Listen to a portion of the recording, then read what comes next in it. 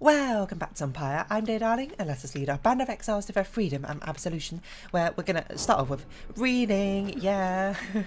Well, you know, I want to read about it. The Ridge of Gold. The serpent titan Gandalf turned to brittle stone not long after his death, of that you may be certain. What remains is a flat elevated basin that stands us close to the heavens. Upon the fallen Gandalf's hide, the stars themselves are light, and you shall know you stand on sacred ground. We set the metal sigils, lit the candle flames, and we emblazoned on the rock on the rock-like forms the sigil of our passage to and from this land, and then the stars themselves. They did reply to us. They sang, shining bright, their voices loud and clear. We understood the cadence, and we knew how often to return. Who are we going to take on this thing? Obviously, we're going to take Bertrude. We're going to take Jodariel, because this is like her law fight. Let's take Pyre, you know, because we've not had Jodariel and Pyre actually work together yet. But now they've put their differences aside, I think it would be a nice time to actually get them to work together with each other. Typically, Jodariel is always among the first to start making preparations for rites, just as soon as you arrive amid such a place as the untamed reaches of the ridges of Gold. This time, however, she does not assist the others. She has not even donned her raiments. Your concern is noted, reader, but is misplaced. It is only that, the one we are to face this time, Ignarius. We denied his liberty before. It seems almost cruel to set him further back. How absurd that I should even care. It is simply that I seldom see those with features similar to mine, those who have survived here long enough to earn their horns. I shall go now to prepare. Soon it is nightfall and the stars begin to shine. It does feel kind of cruel, you know, sort of denying these people their liberation, but we're kind of doing it for the greater good so we can overturn the Commonwealth in the first place. So we've got a new star. Yeah, I'd actually used to have a +8 quickness, making him move faster.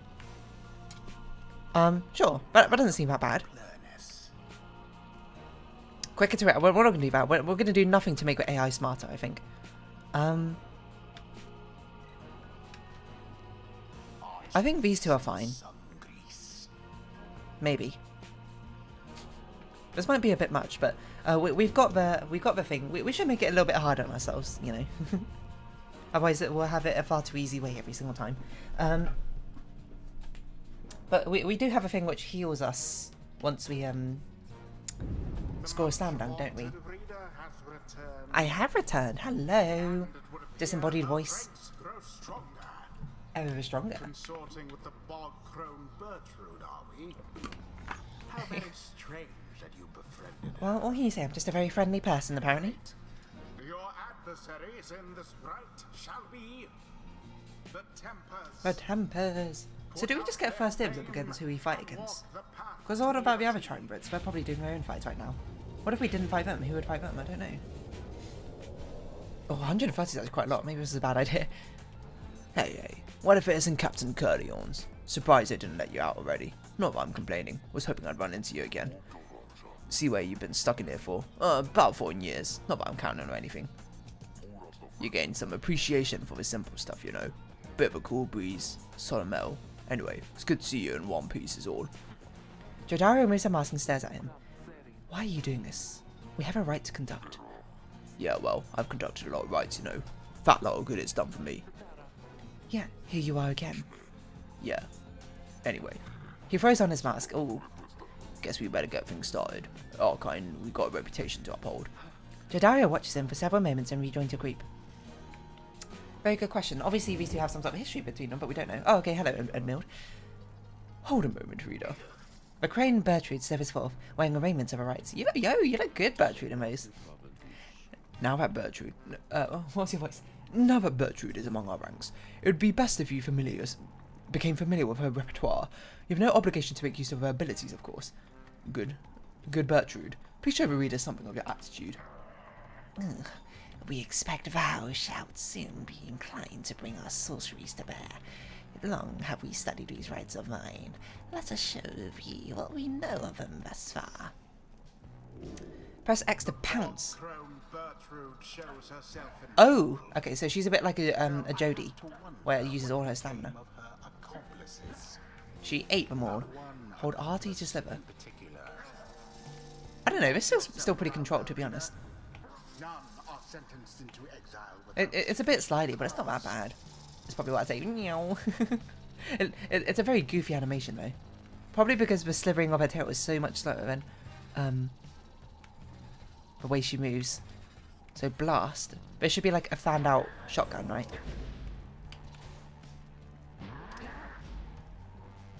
And we can do a smaller one. Meow. I love her dashing. She's actually probably quite aggressive. That is a very aggressive blast as well. Release speed while flashing to power blast. Was that a power blast? I don't really get what power blast is. Oh, it comes out faster but at the same like strength. That's what we should be doing with mains, but we're not. So it's basically a way to get a fully charged blast, which travels faster for one, and also you don't have to charge up as much. Okay, I got you. Wow, you just defied gravity. And I don't mean in a wicked way. Now then, reading one. Know that our freedom is of little consequence to us. Oh, so you don't even want to be liberated? We side with you because of Sandalwood, because of his plan. Which is a 36% probability of success. We shall aid him our rights, and we shall aid him our plan. Thus, we are at thy disposal, and await thy bidding. Oh, so this is probably what... so Bertrude... This is my theory about we had Volfred, who was going to come and help us when we ended up getting down to, like, too few members to conduct rites. I assume Bertrude and Volfred are going to be the two we have until we can liberate everyone, and those two will just sort of stay here. Our adversary, Ignarius. Hisata's not in this. We should be able to prevail against him without difficulty. Alright. Who shall stand together here this night? Roster bio updated Ignarius. Demon Bouncer Geminian Assault Anger. He is notorious demon leader, one of the most feared triumphants in Rites. Demon Bouncer... Starry 8 was a popular spot that often got rowdy late at night. The legality of a public house was hotly contested through Commonwealth history. Geminian. Second of Sickman, suggesting he's thirsty for new experiences. Okay. Assault. He struck a ranking Commonwealth officer when he was in no danger. As mercy guides our hand, we spare your lives, but... okay, that's the same. Anger. The records show that he had no ability to restrain himself. Born to a middling Commonwealth family, he got into trouble early and often, but found his calling in the Commonwealth's not entirely illegal red light district. Okay, this is just a story we read. So he can salute to deal more damage. Okay, so we really got to make sure he never is the one to score. That's right, automatically gains. Oh, that's why you have so much. +3 presence. So you sliver quickly. She does more damage while, okay, you're overwhelming victory, I see. And a wide area effect. Okay, I see. Wait, what? Wait, you have 4 people? Wait, who are we against? Oh well, who cares? It doesn't really matter. We're going to choose Jody, and we're going to choose probably... no, Pamela, that's what I said, right? What's your thing? I don't remember your things. Oh, Jody already gains +35. Yes, okay. Fast and father. Let's go, Jody. Let's choose Bertrude as well. Let's give her this, so she can start healing our thing, I think. Bertrude. And Pamitha. What's your one? After dousing... While flying, after dousing the adversary's pyre, Pamitha may instantly return and deals +3. Ah, that's it. If she flies. Oh, I should have read your abilities. I forgot. You might have a salute. The one whom we confront, he have achieved the final stages of his transformation, 'twould seem, both in form and spirit. Bring it on, then, Nightwings. Let's see you beat me again. Alright. We'll certainly do our best. Now begin. Winged Fury. As we sort of fly into it immediately. We do extra damage, and she... Wait, she didn't return. What? Oh no! Oh wait, here we go, Pamela. Pamela's here. No! Move! Okay. I don't really care about you doing that, I suppose. They are getting a little bit better, is probably what I'll say. But Righteous Flame? Doesn't matter, we still get in anyway. Doing 27 damage. You ain't half bad there, Curly Horns, you know. Shame my opponents on opposite side like this again. And all, find out who gets out of here. Back home, I would have just walked up and bought us both a drink. You're hitting on her, I see. I would have punched you in the mouth. Yeah, Jody. Ignarius laughs heartily at this. That's what I like about you, Curly Horns. You hate my guts as much as I do. What? Now, come on! Let's see you stomp me one more time, just like you Nightwings did up on that mountaintop. Right, so he's sort of like losing faith in himself quite a bit. Oh, the fading glory of the great Ignarius. What? These days he is nothing but an aging brute. Oh, I didn't even realise he was carrying something, I'll be honest. I don't know when you grabbed it, but luckily he does not do much damage. Perhaps you are unworthy. You think I'm unworthy? That's very rude of you. Dropped?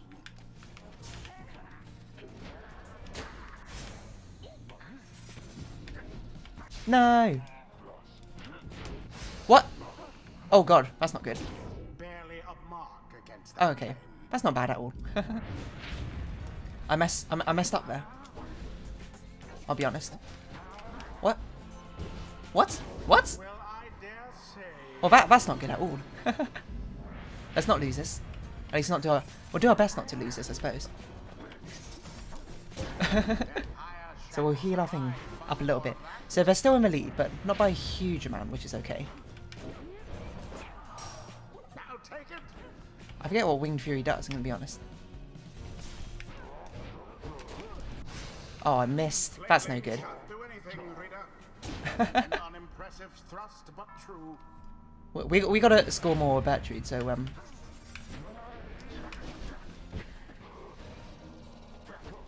let's perhaps back out a little bit. This is what I feel like most of the Rites turn into. Just a sort of oh gosh, nice jump though. Just sort of firing off the auras over and over at each other. Well cast.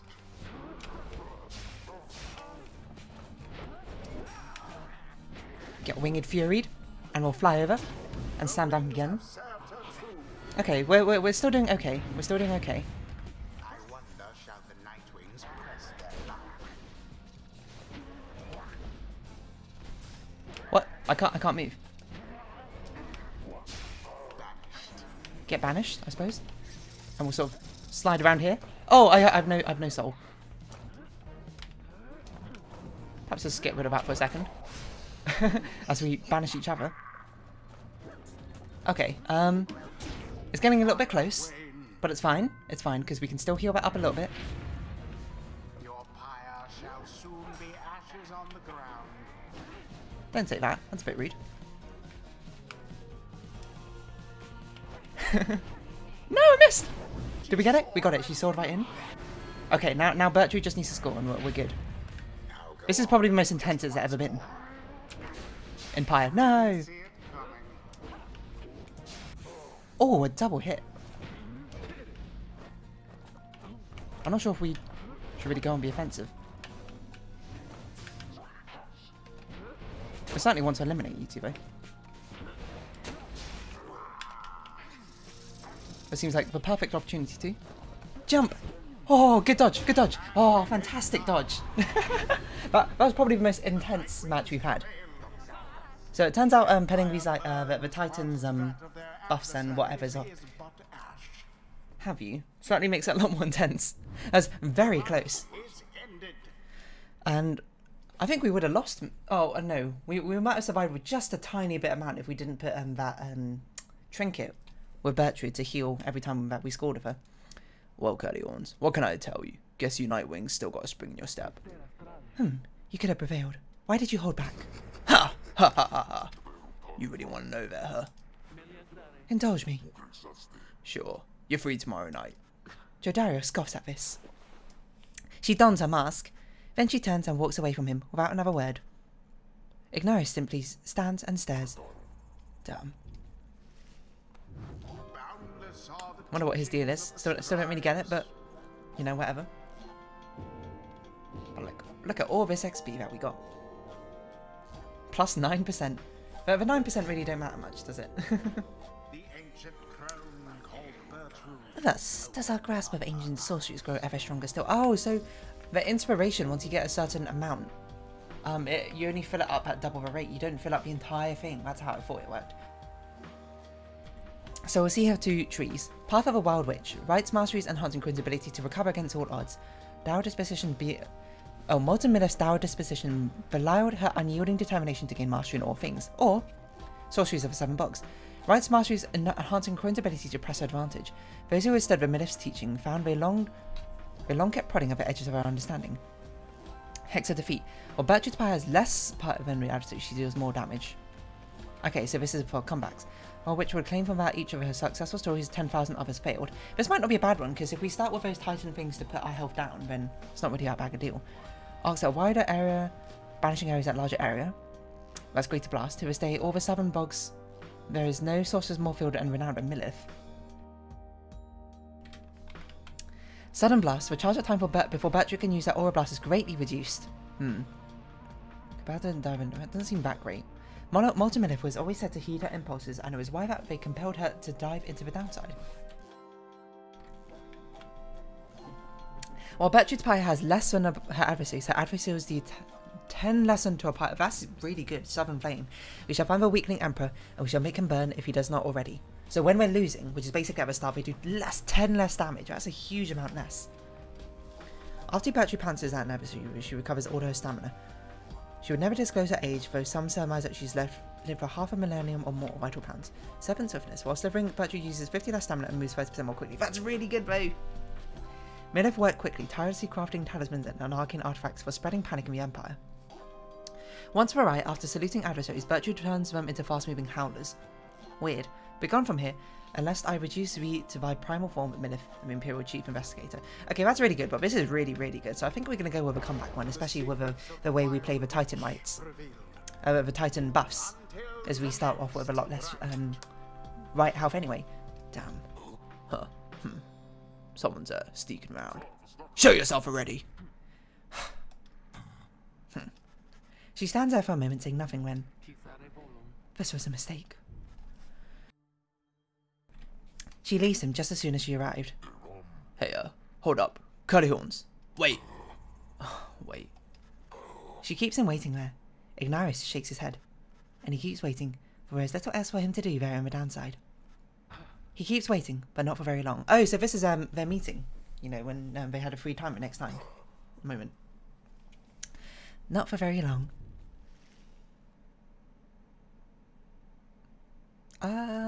Okay. So, theories. Is this a familial relationship? Or is this an ex-lover relationship? I don't really know. I cannot say for certain. After vanquishing the Tempers in a solid performance, you return to a wagon to find Volfred and lone minstrel in the midst of conversation. Most strange. That this one star shall be illuminated now. This is not what I expected. Nor I, Volfred, sir. Then Volfred notices you. There.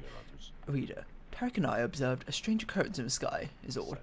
It appears that the star of Calmir Rope Caller is illuminated now. It is but another star, except our models and predictions of the cosmos did not anticipate this. Ah, things are becoming more unpredictable. The first exiles came to these lands not by force, but by heeding the Rope Caller's deceptions. The traitorous former aid to the Emperor, his actions inadvertently led the 8 scribes to find each other. Anyway, go see for yourself. I shall make a wagon ready in the meantime. Weird. So one of them is lit up, that shouldn't be. You only see a single star, shining star illuminated far above. It is just as Volfred indicated. You regard a looming star, discern where it leads. Okay. So this is somewhere we haven't even been before. Or maybe not? But it's also the only one which is lit up. So, back down to 0, sorry. Sort of like putting you down to rock bottom, eh? Calmir Rogue Star. So we have to fight the withdrawn. The Rogue Star burns bright over an isolated little island of Sea of Solace. Odmilda is ready on her way. Alright, so I want to fight you anyway, I suppose. To find out more about, Bertrude's story, if possible. Then, we are summoned to the Isle of Calmir, deep within the Deathless Tempest. Isle of Calmir, according to the stars next right shadow, soon commence here. The traitor Calmir Rope Caller fled to the strange island and met a fitting end. Have you been there before, Tariq? So long ago, I scarce recall the time, only the scent. It is the place from whence the creatures native to this land sprang forth. Reader, let's not concern ourselves with superstitions held about the place.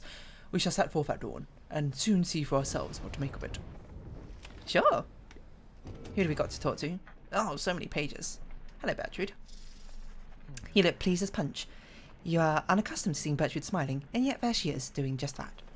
You soon see why. You've observed before how a manner seems to soften to a degree it can whenever Volfred is around. Ew. If only I could have seen their faces. Then, what was your secret, dare I ask, dear Bertrude? It appears that they are reminiscing about old times in the Commonwealth. A flame-resistant ink, Sandalwood. 'Twas the inks themselves which kept those volumes from being burned to ash. A flame-resistant inks, of course. The good officers who came to visit, they were so intent on burning all the evidence, they did not stop to think the evidence was fireproof. Alas, but they later found a way to burn by stamping press regardless. Thy written words, they moved us many times, and many others whom we knew there in the southern bogs. No matter, Bertrude. What's done is done. At least we made it difficult for them. Is that not so? Or introducing some of our fellow citizens to new ideas? Perhaps. My words would not have reached near half as many were it not for you. Not to mention how I managed to elude them for another decade or so. I'm ever thankful for your sacrifice. Thy thanks shall not be necessary, Sandalwood. Well, you shall have to take them from me anyhow.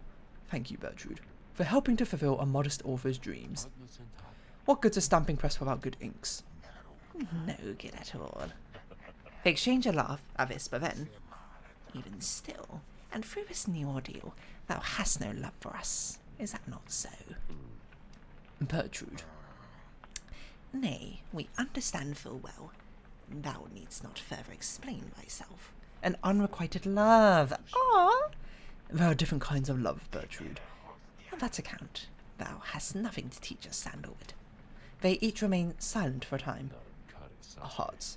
They cannot be controlled, Bertrude. Blasted things they are, they act well on their own. He puts away his pipe.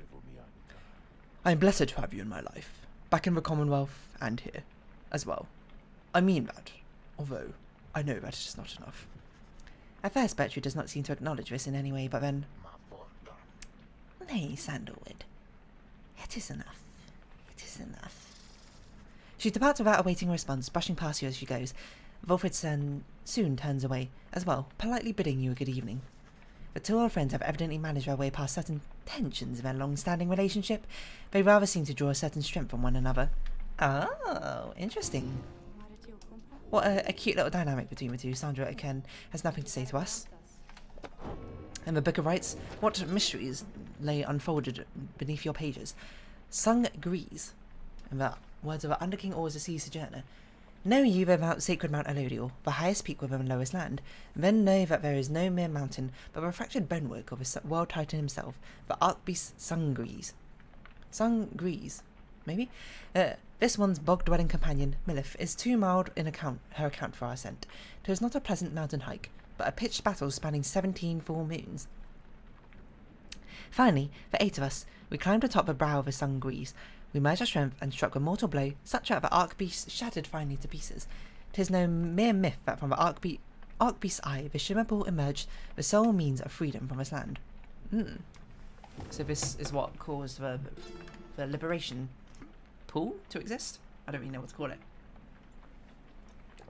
Unfathomed plans.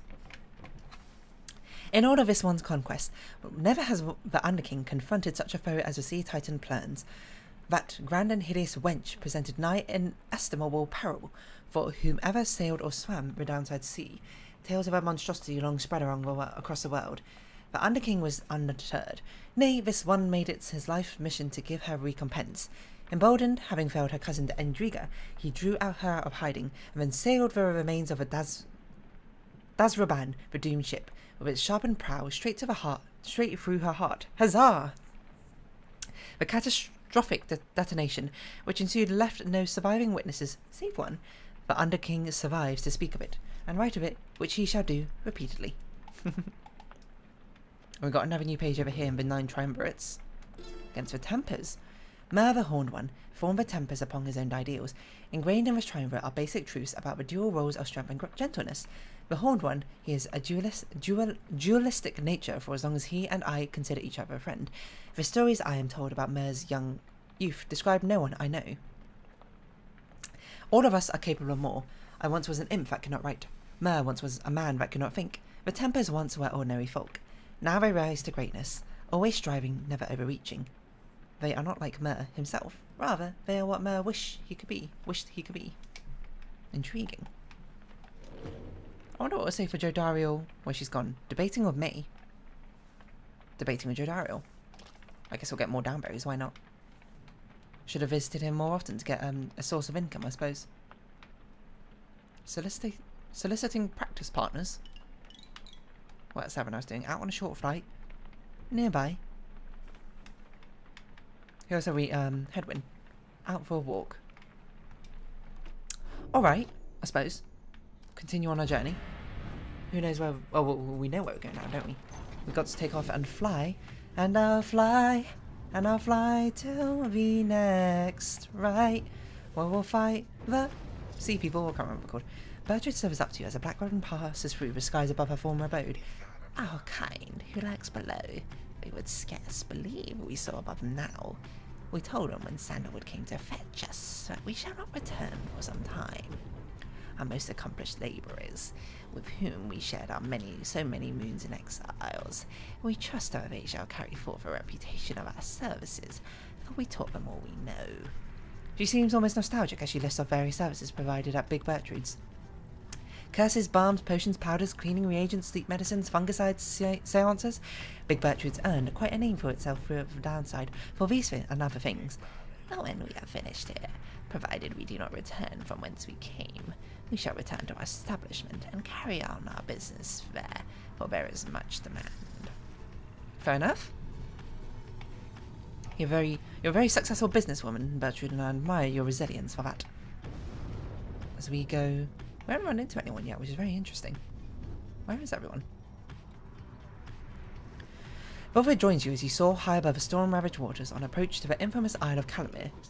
Among its cursed qualities, it seems this wretched storm means I cannot rightly smoke. One of the downside's small misfortunes, I suppose. The wagons driving seem not mind, at least. In fact, they seem more animated now even than usual, sir. Perhaps they feel some sort of connection to its place. Tarek, do you suppose that the withdrawn were able to make it here intact? They ought to have seen it in the stars, though we shall soon know for certain. And that we shall. Take us in, please, reader. So we can land either at Sharp Shoal.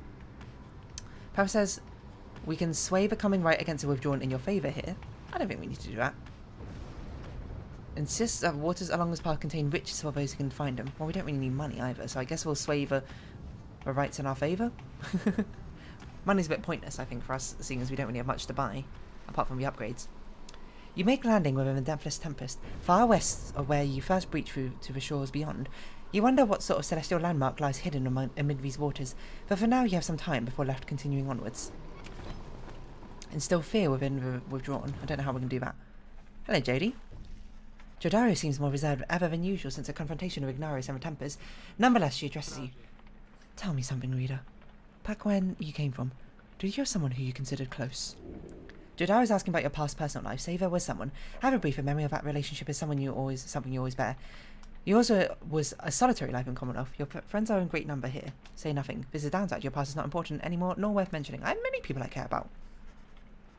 You briefly mentioned Jodariel about a past relationship that meant something to you. She shows no reaction to the details, but you can tell that she is listening. I see. I had someone as well. Let me guess. Ignarius. It is something which did not end well, but there were times. She trails off. We had our times. She looks up at you then. That Ignarius. He is a base fool. We have not a thing in common save a set of horns. Yet here I am, drawing comparisons of how I felt at times back in the Commonwealth, while speaking to you of him. I'm a little old to be having such thoughts, reader, especially in a place such as this. It's never too late to fall in love. Thank you for your time. Do not reveal this to the others. It is a trifling matter, and not to be of anyone's concern, especially not mine. I wouldn't dream of revealing a secret. Jodariel makes evident that she has nothing more to say about this. Tell her Ignarius seems alright. If Jodariel has found some kinship in him, then that is comforting to hear. By her own mission, they have nothing much in common. She can do better. Ignarius would be a base fool indeed to not see what he sees in her. Ignarius would be a base fool indeed to not see what he sees in her. Tell her goodbye. It's evident that she wishes to be left alone. I mean, he seems fine. He just kind of seems like down on himself, if anything, kind of like giving up on life. You suggest, though, that Ignarius may not be as bad as he seems. You sense his feelings are sincere. Jodariel says nothing at first, but then she simply says, I appreciate that. She departs with a nod. Fair enough. We probably should have told her that we care for her. I wish we could have done both, but entertaining, but would unleash a calamity if it ever left unbottled. Ooh! Little flash of lightning. How fun. I wonder what their past is. The Deathless Tempest. We waited for the Deathless Tempest to subside. We waited, but the Underking, he merely laughed and laughed, for the Deathless Tempest does not subside. What lies beneath the stretch of sea to cause such an upheaval is best left to myth and speculation. We made passage, nonetheless, through sorcerous aid and fortune, scarce seeing the surrounding environs. We did detect a landform to the west. Solly and Mer detected that the presence of a treacherous aid, he lured him into exile, then followed him in turn. Mer in his wisdom thought it best to be avoided.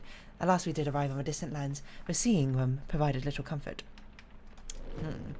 Intriguing. I wonder what Ignarius' and Jodie's past is, if I even have one, to be perfectly honest. But I suppose we'll have to potentially find it out next time, as we had to round off this episode here. So if you have been watching, thank you very much. It's been Pyre, I've been Dear Darling. Any likes, comments, subscription, shares are greatly appreciated. Join my Dear Darling Discord, follow me on Twitter down below. Hope we can see each other again, but for now, it's our farewell. So until next time, bye bye for now.